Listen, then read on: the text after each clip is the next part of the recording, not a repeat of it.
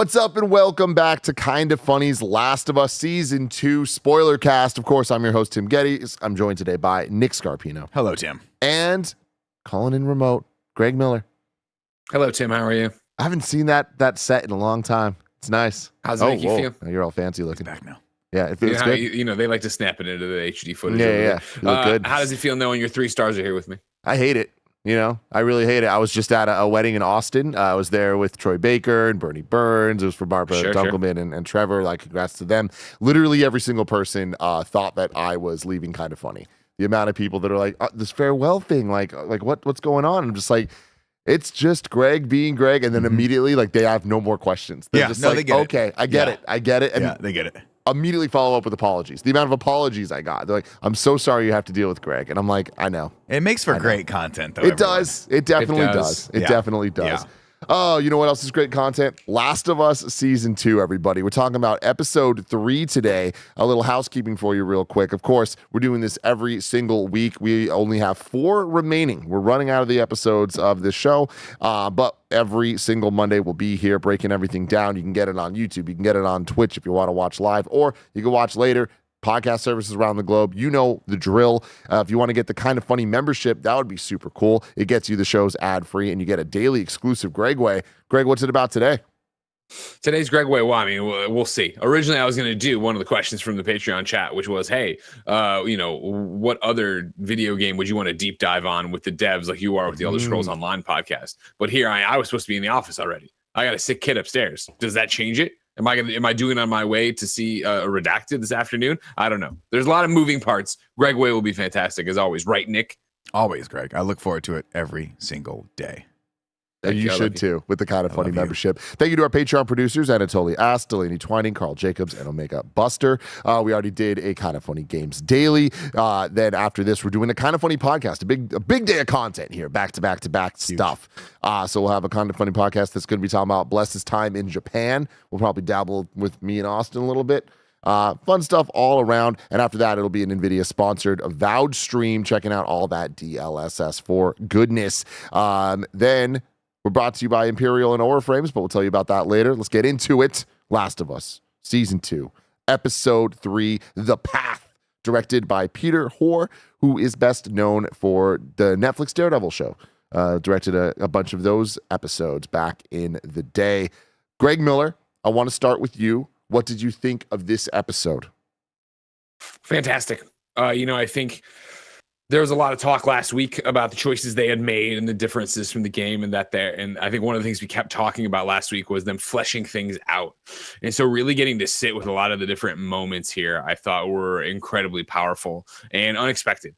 And as you've said, this is spoiler. We're spoiling everything. It's Full spoilers. We're already for spoiling, all of Last of Us. But that scene of Tommy sitting there cleaning Joel, and then the only thing he says is give my love to Sarah. Like, come on. You know what I mean? Ellie waking up in the hospital screaming, let alone her scene with the doctor. Come on. Just the way Ellie says Abby at the kitchen table when Dina tells her name. It was like, damn, like this is the show we already know is awesome and a masterclass in a million different things. But this is another amazing episode, an example of them taking the source material that we all love so much and expanding on it in so many simple, maybe even silent ways to make it feel so much different and even more impactful. Yeah. I found this one very, very emotional. I get that that's the point, but like I can't remember a time I've watched an episode of TV that like I had this like tense feeling of like almost crying. Like I didn't actually cry watching it, but like I felt that like intense emotion the entire time. Like I thought they did a really good job diving deeper into the grieving of Joel, where we just don't get that in the game. Like I feel like the game, the function of the revenge and how she goes out immediately, I think serves a different function, but here sitting with it a bit longer and like even just seeing it in live action, like seeing her in the dust covered room and like going up to Joel's jacket and like putting it against her face, like this was just an incredibly emotional episode. I think they did a fantastic job, and this is my favorite type of episode of Last of Us, which is it is so true to the spirit of the game, but it is majority new stuff. But like I want that. I played the game. I love the game. Getting more different things I think is very good for it. And they continue to impress me with the switched up dynamics, like the changes with Dina and Ellie. I'm like, I am so here for this. Nick, what do you think? I liked it. I thought it was a bit of a reset episode for me. I didn't think it was as emotional as you guys are saying. I think this is more like, you know, the fallout from what happened, and then really resetting the grander story of Ellie going on her revenge trip right there. I thought the great scene for me, the one I really kind of walked away thinking, wow, that was great, was the council scene where they actually, you know, they sat and they had that debate, which you're having internally as an audience member, because we all know you should just let this go. Right, there's nothing good that can come of this, and it almost gets to that point as well until Seth stands up and is like, "Hey, what, you guys are fucking crazy! Like, they're coming. If you think that they're going to stop, and they're not going to stop. laughing. They're coming back, right? And they're going to come back for us. And they're going to take more and more and more. So he's got that old militant mentality. Yeah. But other than that, I thought it was good, and I'm looking forward to. I mean, I like the ending moment too, where we have them being like, oh, maybe there's not that many wolves left, and then they're just like a fucking battalion of wolves marching through the streets, just murdering people. Looking forward to it. I have questions for you guys though. Hit me. Because it's been years since I've played The Last of Us Part 2, and so I do want to check in and see like which parts of this are from the game and which parts aren't from the game. I mean, yeah, it's because the majority cult of this leaders, right? is just straight up not from the game. But yeah, I remember the there being Seraphites are, but like Okay, not that's what I this was group of gonna say. Seraphites. We're getting more earlier backstory for them, which I think is, again, a great call. Like, even just having that scene of them, we know so much from so little of just having them. Like, we know that there's a prophet. We know that it's not even so much like they're crazy believing in this prophet. It's more like the idea of it, and this like father-daughter situation, having them massacred. I just didn't expect that. You know, I didn't expect to. I thought we were going to sit with them a little longer, but I think it's really powerful to set up the dynamics of the WLF and them, and then also we have you know, Jackson, or even just Ellie and Dina out there. It's very cool. Yeah. And again, I think that was one of the powerful things they did here, was introducing us to the Seraphites, the Scars, that early, right? And have them do it in a non-aggressive aggression way, where I think the game, even though obviously we can sit there and be like, oh, I understand the motivations of the WLF, I understand the motivations of the Seraphites, both of them are introduced in a way so late that it's like, well, you're bad guys. Yes, we can all talk and have the conversation about them being the same as the people from Jackson, right?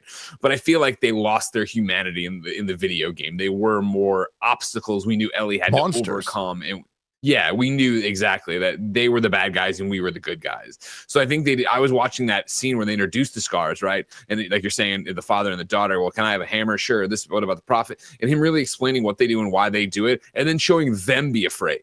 And them run and hide. And monsters and wolves. It was like, damn, I can only imagine watching this for the first time and be like, who the fuck are any of these people? But then also, like, you're not looking at them as, oh, these are guys who need to get their heads kicked in because they're crazy. It's like, no, they're just trying to make it in this world like everybody else is. I thought that was really well done. Yeah, you see them at first with the scars on their faces. You see obviously like the more religious sort of garb that they're wearing. And your first thought, I think, at least my first thought was like, oh, right, this is a religious cult. They're going to be crazy. They're going to be like human sacrifices or whatever. I don't remember what they were in the game, but I know they were antagonists.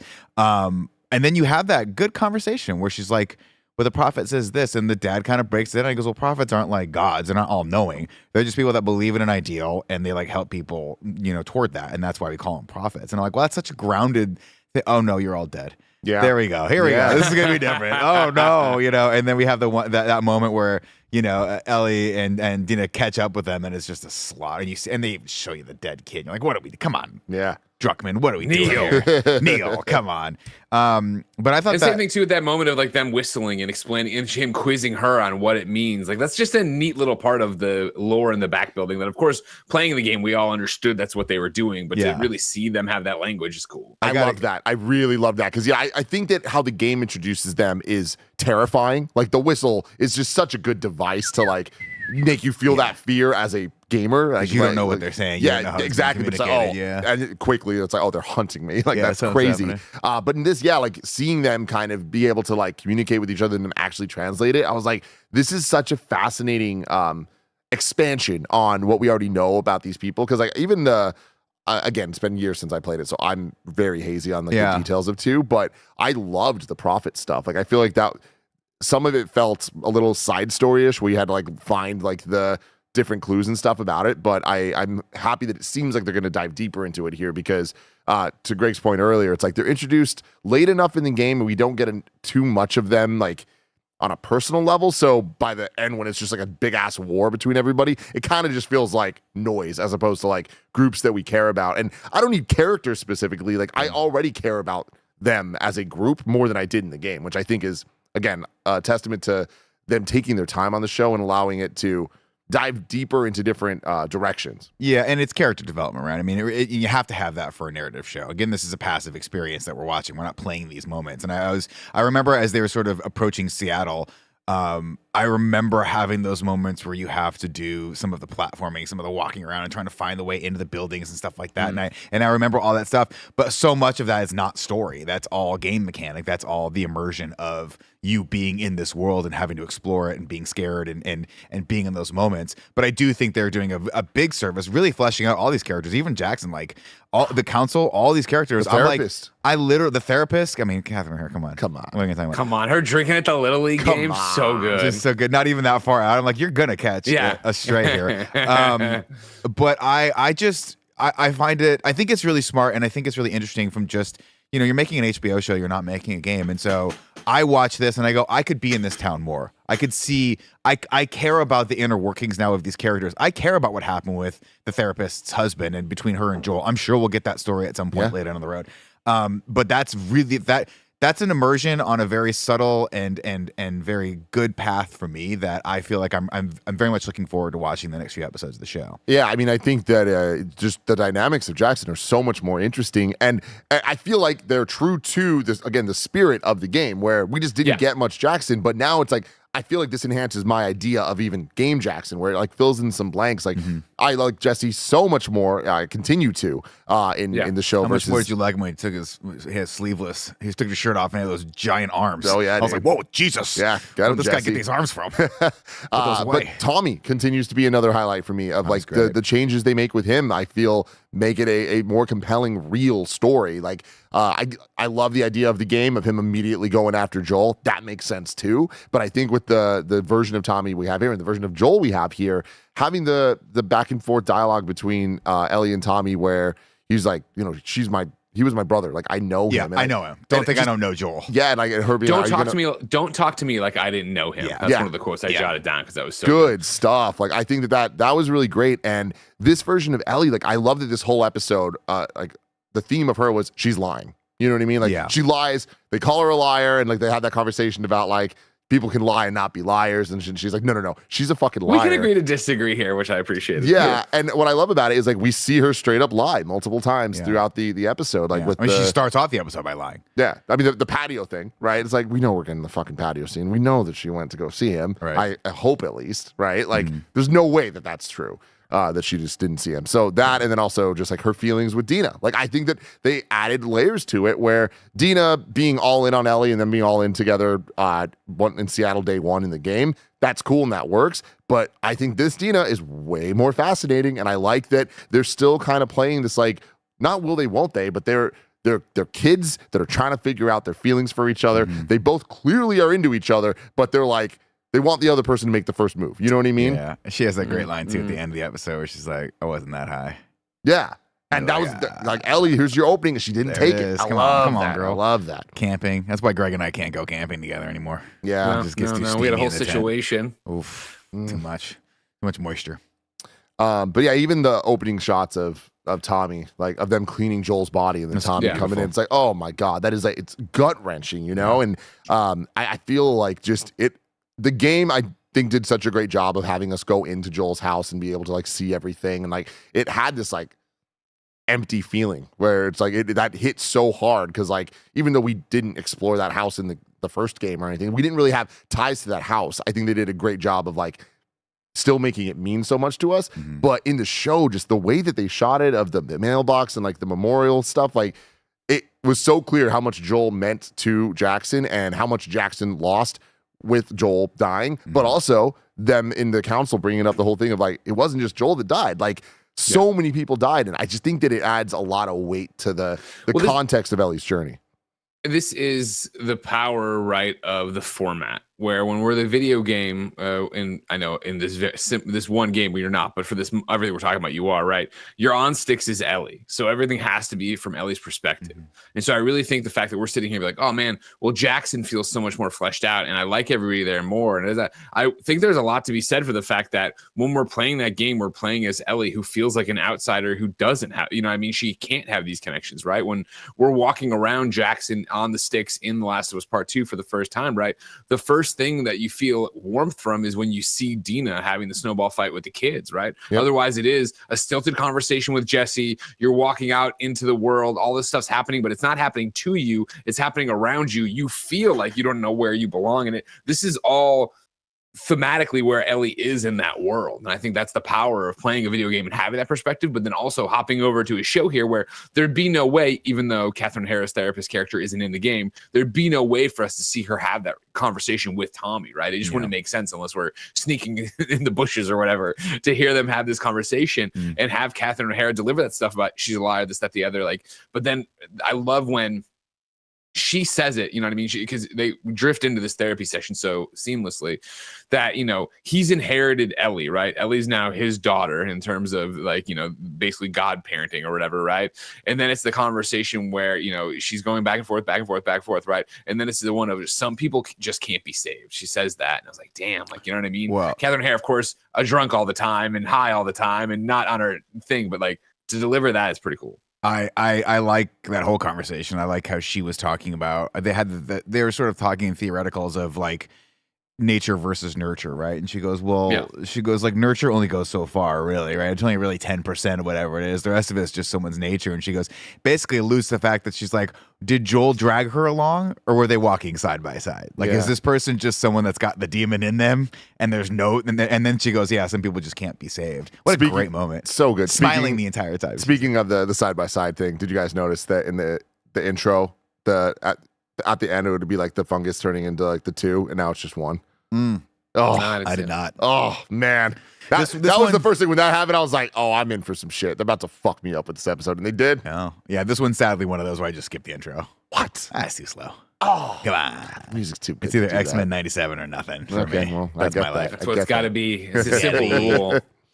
I love during the meeting where like that guy Scott was just talking about corn. It's like, shut up, Scott. Like, they just do such a great job with Jackson of making it feel like how real people would be together. You know what I mean? I was into Scott. He's making some good points about corn. It's hard to, I mean, it grows fast, but it's hard to grow or whatever he said, which is funny. I want to keep talking about this episode, but right after a word from our sponsors.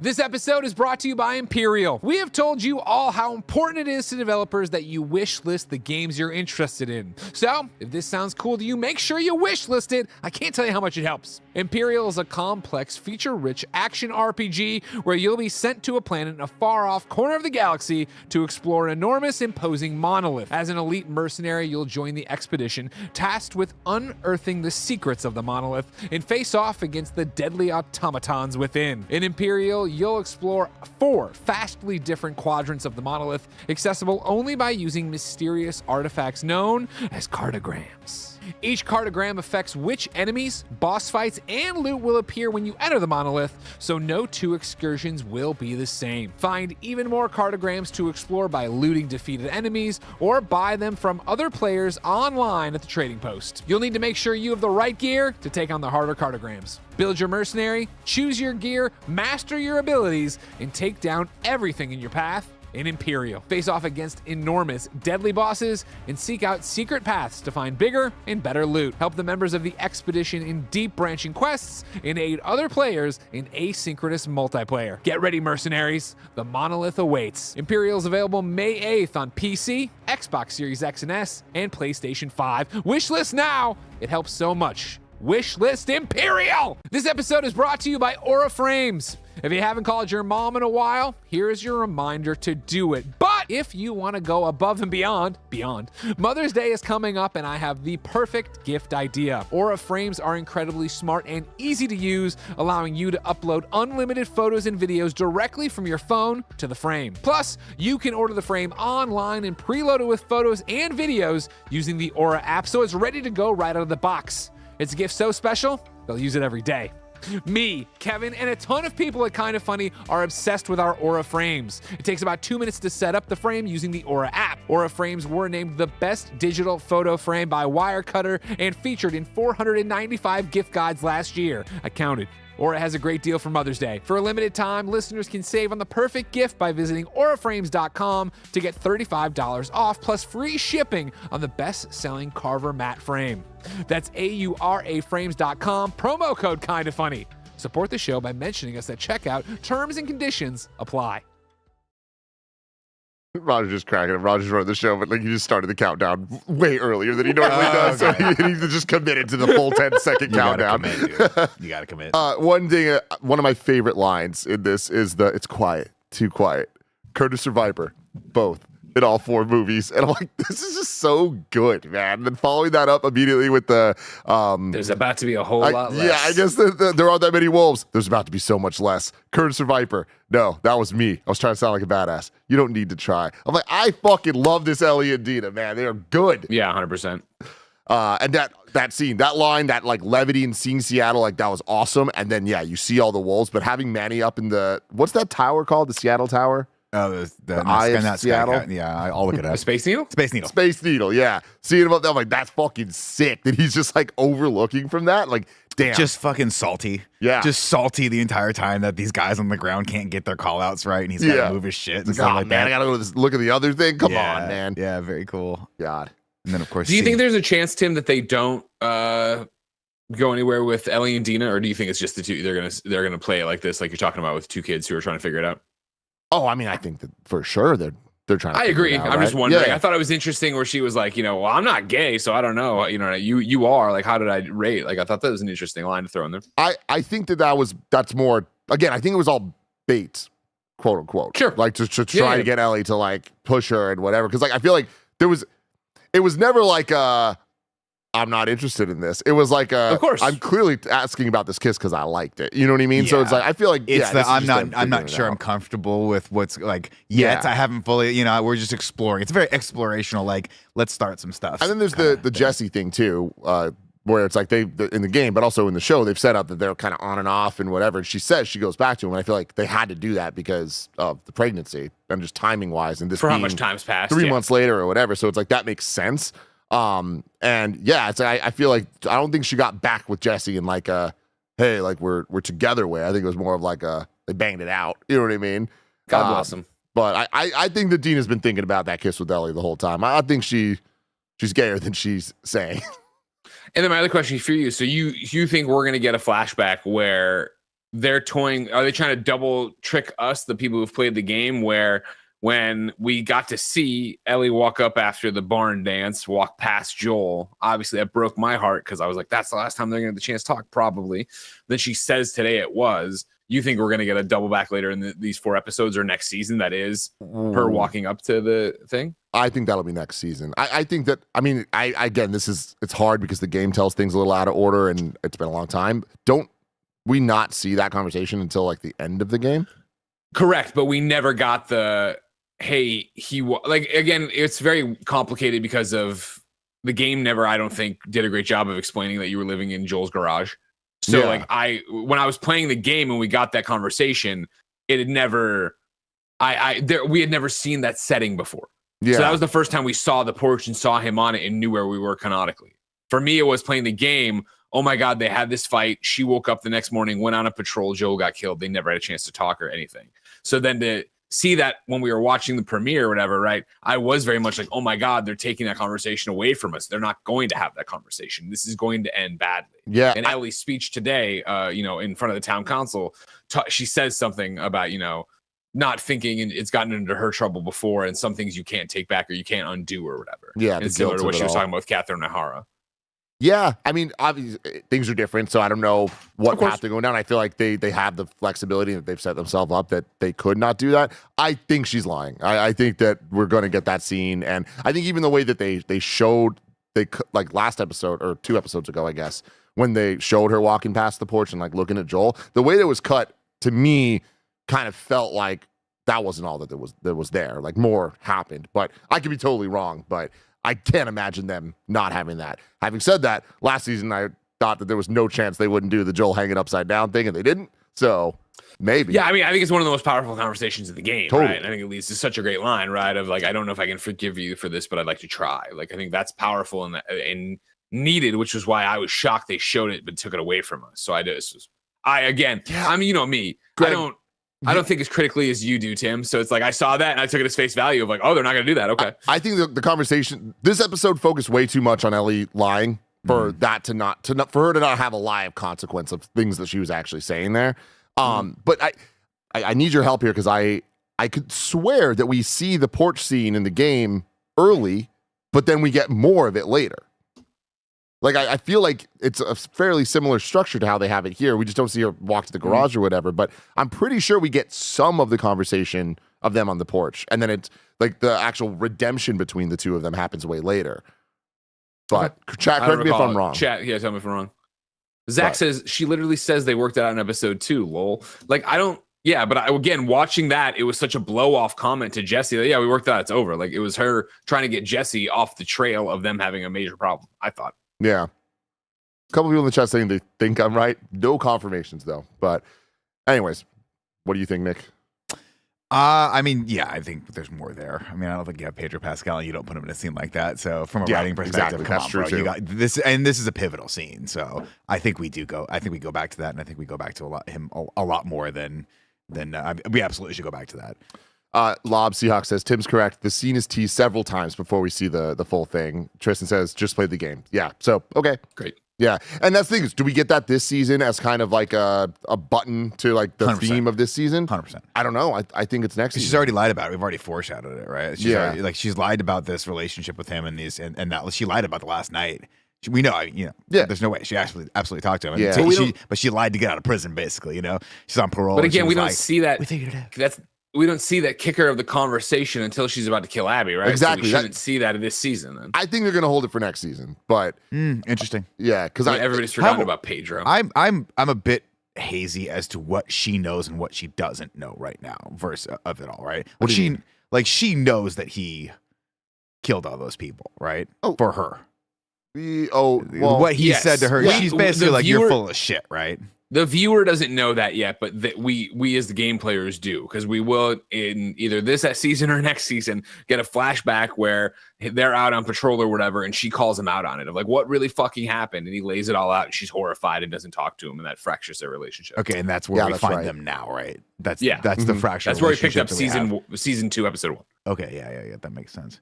So she knows why, but she doesn't know who Abby is, right? Or she does. Oh no, she does because Dina heard a whole bunch of the whole thing. Or was she catatonic? I can't remember. Wait, actually, that's a good one. I don't think that. I was gonna say Dina just laid out all this information, and I don't think she knows names. She knows Seattle. She knows Wolf. She doesn't know that Abby's dad was the doctor. Okay, so she doesn't know why Abby necessarily did what she did. Yeah. Interesting. Okay, it's hard to keep all these motivations. I know. Yeah. Straightforward. We'll get there though. Yeah. Did you guys watch the next episode on? No thing. I never do. I did not. I can't stand that shit. What? We need to sign a petition to be like, don't show me anything that's happening unless I can watch it right now. Oh man, you know what? Hyped. I really am indifferent to it, but I'm on Nick's side today. If that Nick, get the petition started. Go to change.org. Let's go to change.org. Roger's in too. That's 3 right there. That's enough to get in front of the president of TV. Perfect. No. It was awesome, dude. There was not to sidetrack this whole conversation. I love Bosch, as you guys know. But yes. Bosch, I love how this just started. Fuck yes, Nick, go all in. Fuck yes, and Bosch Legacy just wrapped up its final season, and it was a banger of a season. Of course, Tim, Bosch Legacy is a spin-off from Bosch, but it's all the same characters. Basically, just more of Bosch, right? But they do this thing on Amazon for whatever reason, where they just legitimately like this season coming up. This episode 1 ends like coming up this season on Bosch, and they show you all of everything from the. I'm like, what are you doing? Why would this incentivize me to watch more? Most shows do that. No, but like some of them tease it out. This is like major plot points for every episode for like the next 8 episodes. They'll tell you like what's happening in the next episode. This was like shit that didn't happen until like episode 9. Episode 1 normally has a full season, and then the rest of the seasons. We gotta stop this shit. We gotta stop this bullshit. Get it in the petition. Also, side note: everyone should watch Your Friends and Jesus Neighbors. Christ. This Dude. looks like a fake poster. Yeah. Like, I don't know you what look the like a fuck fucking fake Bosch poster. The is. sun is Where's the setting on the Bosch? epic saga. Bosch. What the fuck is Bosch? Get the fuck out of here, Roger. Mute your What is mic. happening? Mute your mic. Oh man. One thing I want to call out here that I liked that we haven't talked about it from my notes. I really liked Ellie's scene at Joel's grave and then leaving the coffee beans there. I thought that was really cool. Yeah, really good stuff. I mean, even the whole grave scene, again, very different from the game. Like, I feel like the themes of and character dynamics of Ellie in the show have to be different from the game. The game, I think, a big part of it was not having that time to grieve. She immediately goes off, and it is just that pure revenge. I think that this, having her be able to like go to the grave and like have those moments, I think really changes up the dynamics of like what her mission even is, you know, and like the level of rage and anger, just it's different in a way that I think is interesting, and maybe they don't pull it off at the end of the day, but so far I think that they've been doing a really compelling job of keeping me in with the story, and like I feel like it's a great show. Like G hasn't watched this episode yet, but I'm very excited for her to check it out. No, Abe Froman, the Sausage King of Chicago, of course, in the chat says coffee reference on the porch during the talk. So I don't know. I don't know if that's. I don't know the significance of the coffee beans, but I mean, He loves coffee. It's a whole thing in the video game. In the conversation, he's drinking coffee, and he asked about it, and he's like, you know, you don't want to know what I traded to get it. He loves coffee. Joel's a coffee lover. And it's mainly just like a sign of the little moments of Last of Us that make it so special between the two of them, and I love it because it just shows that that's how Ellie thinks of Joel. You know what I mean? It's not just like he saved me, all that stuff, but it's like the little moments between them on their road trip. You know what I mean? Yeah. Great stuff. Great stuff indeed. Any other thoughts? I think we kind of touched on everything here. No, dude, shout out to Bella Ramsey's performance. The opening shots of her waking up and just fucking screaming. Yeah, screaming. Dude, that was crazy, man. It's I liked her, and I liked the little I'm not going to say it's like a full redemption arc for Seth. I think I'm getting that character. The homophobe. The guy who's always the fucking bad guy or bad cop. He's always a bad guy. He might have actually been a bad cop in Bosch at one point too. This guy's great though, because you can tell he's Bosch just Legacy, like the final season. there.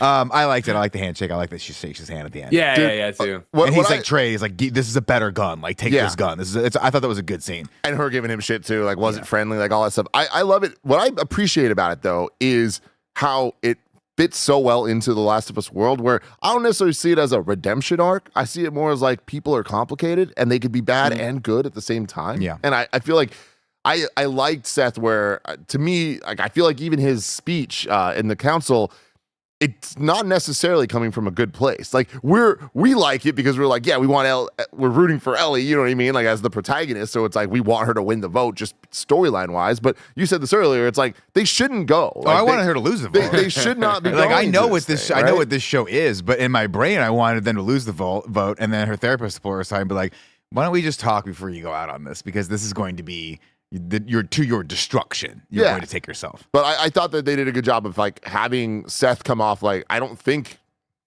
he came off well. You know what I mean? Like I wouldn't want to side with that guy psychotic. given the speech that he gave. You know what I mean? But also those people exist, and those people exist for good reason to an extent. Like I liked that. I did too, and I think but I liked it because I was having that internal debate. Right? There are two sides. There's actually no.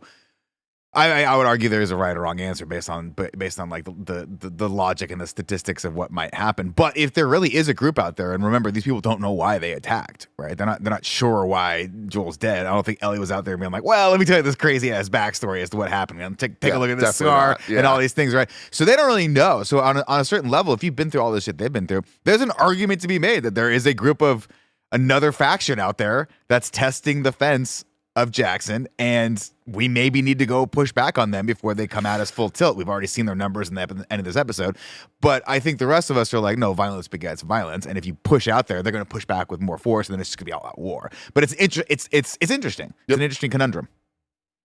Greg, I hear you. I agree. I think I like Tim's summation of people are complicated. I think that's the thing where and I know I'm dialing back a little bit in terms of the conversation, but I think that's what works for me. And then this is a fun argument to have, of course, because it's easy for us to sit there and know that, well, no, Abby means you no harm, right? Yeah. She came. Now, of course, it is different. One of one of her compatriots there could come back and say, hey, they had a really nice place with power lines and all this other shit. We should go take it. Maybe we do set up an operating base there. But yeah, but I mean, that ship's already sailed, right?